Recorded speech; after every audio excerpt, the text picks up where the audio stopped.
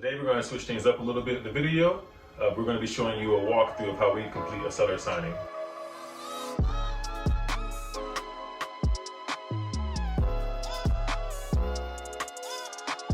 Alright, so my name is Lee Smith. I'm going to be completing your signing today.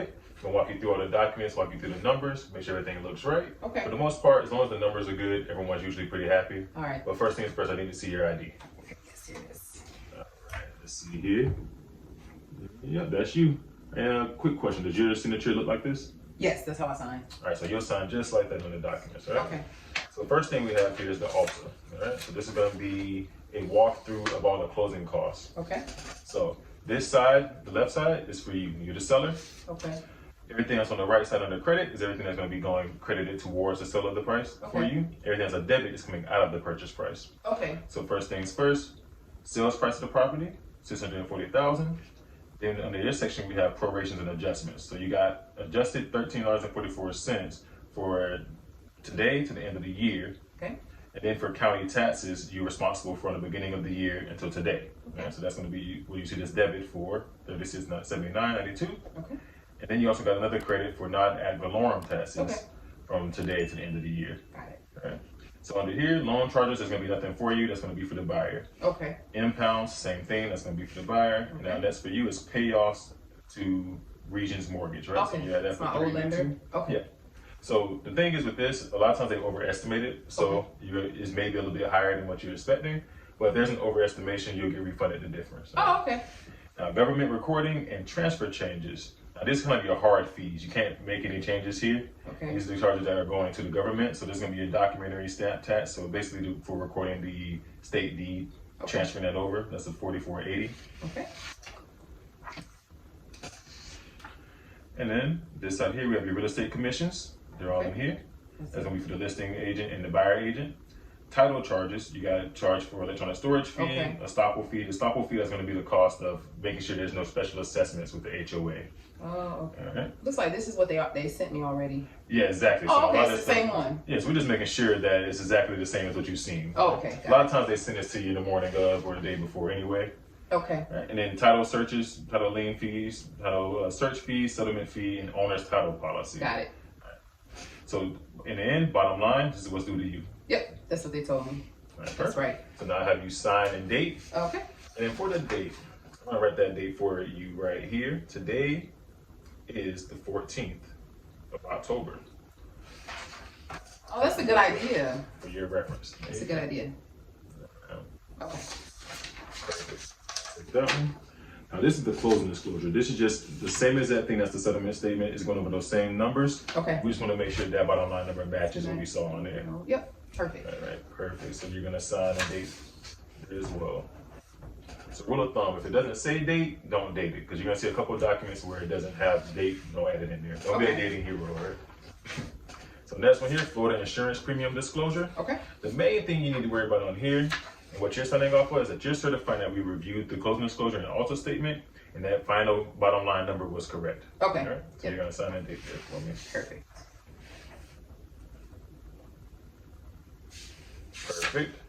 Next is your general warranty deed. This is Okay. just showing the transfer of ownership from you to the buyers. Okay. So you're gonna sign here, again, no date, and then I'll witness, and we'll have you at the witness as well, Okay. and I'll notarize it. Okay. Okay, I see my name showing that property's going from me to this person. Yep, that's gonna be the buyer. Yep, my name's right. Okay. Okay, and then I'll go ahead and fill out my portion.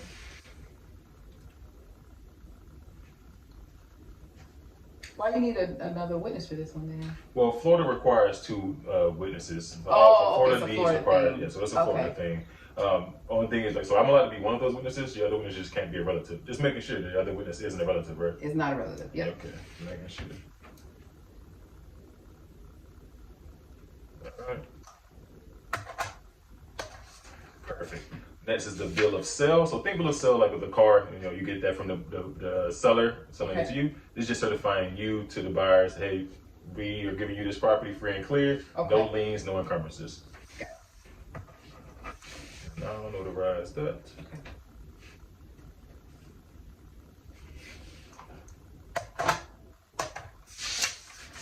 Perfect. Next is the owner's affidavit. This is a sworn statement saying that one, you are the legal owner of the property, you have a right to sell the property, there's been no modifications or improvements that weren't disclosed, and no liens or encumbrances of bankruptcy or judgments against you. So is that true? That is true, yes. Okay, so I'm going to ask you to perform an oath with you really quick. So, raise your right hand. So, do you solemnly swear or affirm on the penalty of perjury that the statements made in this document are true and accurate to the best of your knowledge and belief? Yes. All right, perfect. So now you're going to sign there and no date. It's like pretty much saying I don't have like liens or judgments, you said, against me or the property or anything? Right. So they already do a lien search, but in this one they want to make sure that from the time they did the lien search till today, did anything changed? Did anything new that we don't know about? Got it. So I'm going to notarize this one. Okay. That's good. All right, so next is the non-foreign certification by individual transfer. So main thing with this form, one, you're just certifying that you are the legal owner of the property. Okay. And two is also just letting you know that there's no federal income tax required to be withheld with this sale. Okay.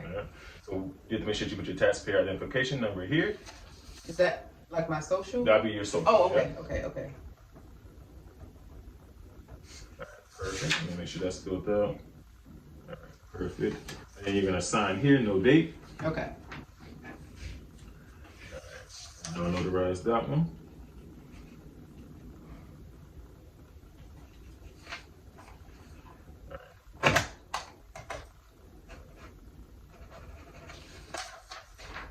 Perfect. Next is a 1099 form. So this is reporting to the IRS that there was a sale of property. Okay. It's just reporting that you did make some gross proceeds from it. Not saying that you necessarily got to pay taxes, but you can't sell a property without reporting to the government, obviously. Oh, okay. So we want to make sure that you have your tax ID number filled in here, which is your social. Okay. And then you're gonna sign a date.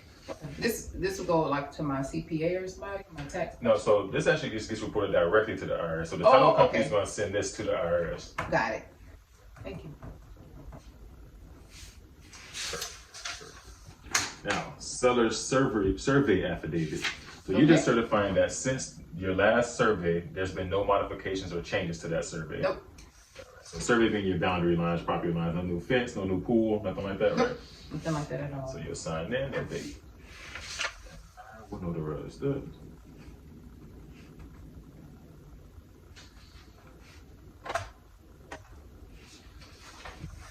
Perfect. So next, tax proration agreement and compliance agreement. First part, compliance agreement, just says if there's any errors or anything that requires you to re-sign the document, that you'll fully cooperate and help them with getting it filled out. Second, it says that the property taxes have already been prorated. You and the buyer have agreed that you're responsible for your term of ownership and they're responsible for their term of ownership. Okay. Right. So you'll sign that. Perfect. Now, last thing, which is everyone's favorite part. This is the wire instructions. This is where you let the title company know where you want your money to go. Okay. So while you're filling this out, you're gonna put in the account number, name on the account, routing number, and you're gonna sign, and you have to provide me with the voided check as well. Okay. And while you're filling that out, I'll double check our documents. Okay, perfect.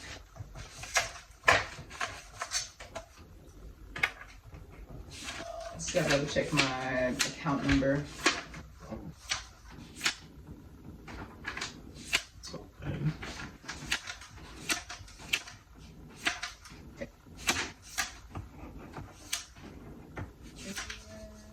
I think I brought my voided check. Can you grab my bag?